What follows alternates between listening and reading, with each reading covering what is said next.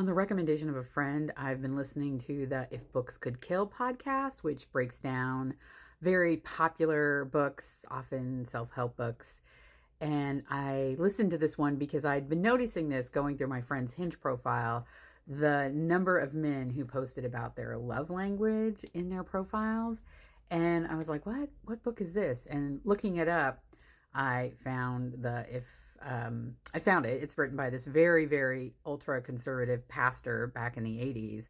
And then my friend said, "Oh, you should hear this podcast where they kind of break it down." And man, that was both eye opening. And fortunately, I did not have to read the book to know it's this absolute nonsense. Like, on the face of it, it has value, right? It's like service to your potential partner or spouse, identifying what it is that makes you happy in a relationship. But none of this is backed up by any real anecdotal, anything other than anecdotal evidence, right? So, and the podcast does a great job of breaking it down, so you can go there. But the number of men, I don't ever, I mean, I'm assuming women don't put this in their profile, but men absolutely do. And the number one is, like, I would say more than half the profiles I've read have touch being their love language, right? Physical affection is their love language, which is just, a code word for sex. And then the acts of service never seems to be about them performing acts of service, but a list of chores they would prefer their future partner, spouse, girlfriend would do for them.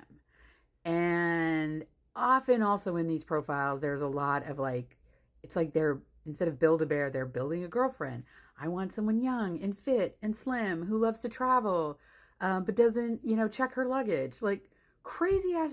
Stop listening to these podcast bros or trust me bros or whatever it is that you think you need to be a man.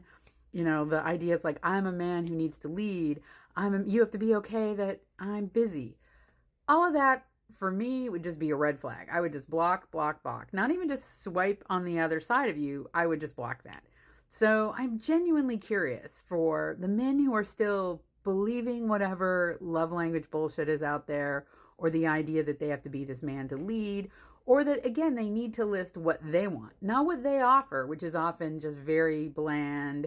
I like to travel, I like good food, but what they expect, what they want, in a weird, again, build a girlfriend kind of way. So yeah, I'm just curious what other people who are actually still participating in any kind of online dating or doing more than what I'm doing, which is just barely dipping their toe into the dating world.